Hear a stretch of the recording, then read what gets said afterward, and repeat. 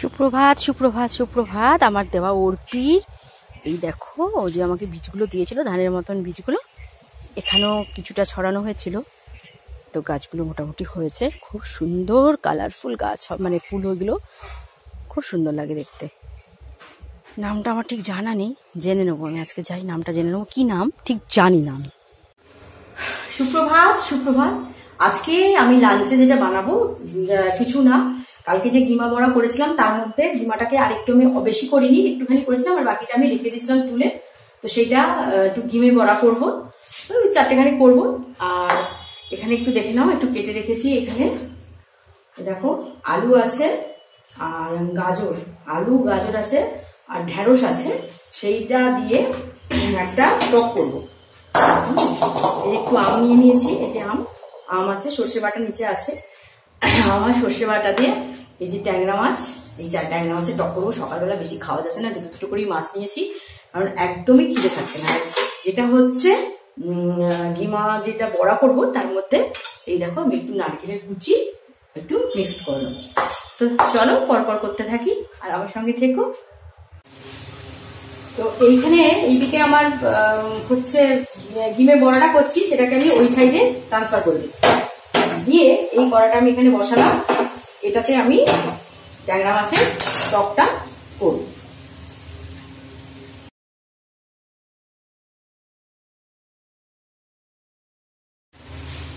কড়াটা অসম্ভব গরম হয়ে গেছে, বুঝতে পারছো? কড়া অসম্ভব গরম হয়ে গেছে। আর ট্যাংরা মাছ বুঝতেই পারছো, ট্যাংরা মাছ তাহলে ছিটকবে, তাই জন্য আমি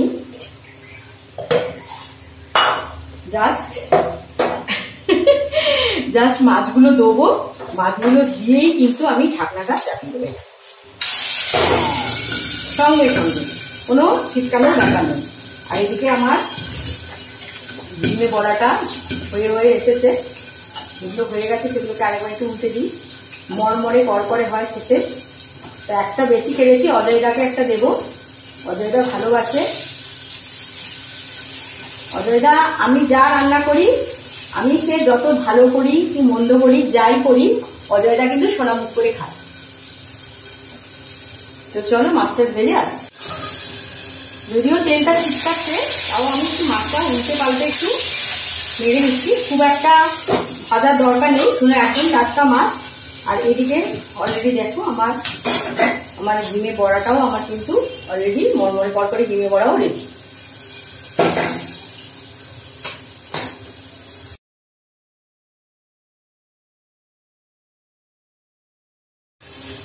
মাছটা আমার অলরেডি ভাজা হয়ে গেছে, এবারে আমি মাছগুলো তুলে নিচ্ছি।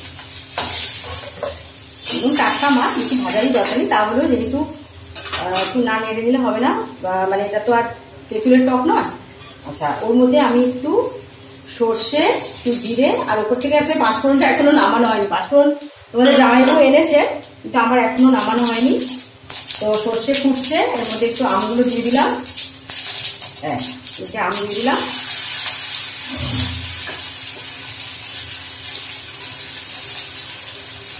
এবার যেটা আমি দেখাবো, এই আমগুলো যেমন তেলে নাড়ছি, সঙ্গে সঙ্গে ওর মধ্যে আমি একটু সবজি দিচ্ছি। হ্যাঁ, একটু ঢেঁড়স,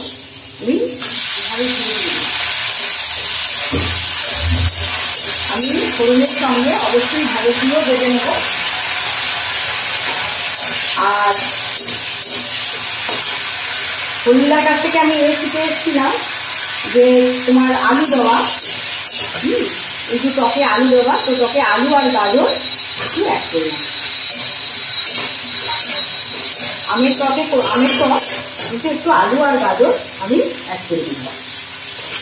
এখানে অলরেডি আমার পুরো ডিমে বড়াগুলো একদম সুন্দর হয়ে গেছে। আর এটা ভাজবো না, পুড়ে যাবে তারপরে, না হলে খুব সুন্দর হয়ে গেছে, এবার করকরে মরমরে। এইটাকে একটু ভেজে আসি, ভালো করে আমার নাড়া হয়ে গেছে। এবার এখানে আমি একটু দেবো নুন, নুনটা ছোটো জায়গায় ঢালা হয়নি। হ্যাঁ, কি করবো বলো তো, যে হারে কষ্ট লাগে, মানে না তোমার যে হারে গরম, করতে ইচ্ছে করে।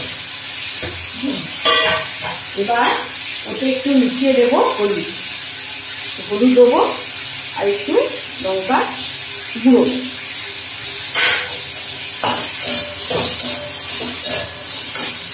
এবার ওর মধ্যে এই যে আমার সর্ষে বাটার যে জলটা আছে ব্যাস দিয়ে দিলাম। আর একটু জল দিতে হবে, কারণ সেদিন শুকনো শুকনো হয়ে গেছে বলে তোমাদের জামাইবাবু কি বলছে জানো? তোমাদের জামাইবাবু বলছে যে এটা টক হয়েছে না মাছের ঝাল। তো বাবা দরকার নেই, একটু ঝোল দিয়ে দিই, জল জল করে দিই। একটু জল জলে টকই ভালোবাসে। তো ঠিক আছে, তো এটা ফুটলে এর মধ্যে মাছটা দিয়ে আমি চান করতে চলে যাবো। অলরেডি এটা আমার ফুটে গেছে। বাবা কি গরম হয়েছে, না এটা ঝাঁকুনি নেই, ফুটে গেছে অলরেডি টক করে। তো এর মধ্যে আমি আমার এই যে মাছগুলো, এই 4টে ট্যাংরা মাছ, 1 2 3 4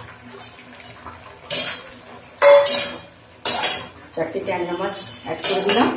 এটা হচ্ছে আমার ঢেঁড়স, গাজর আর আলু দিয়ে ট্যাংরা মাছের আমের টক।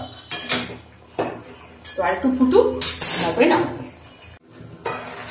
অলরেডি টকটা আমার রেডি হয়ে গেছে, একদম ফুটে সুন্দর হয়ে গেছে একদম। আলুগুলো সেদ্ধ করে নিয়েছিলাম ওই জন্য, কেন ভালো করে সেদ্ধ হয় না। সবকিছু সেদ্ধ হয়ে গেছে। এবার আমি টকটাকে নামিয়ে দেবো।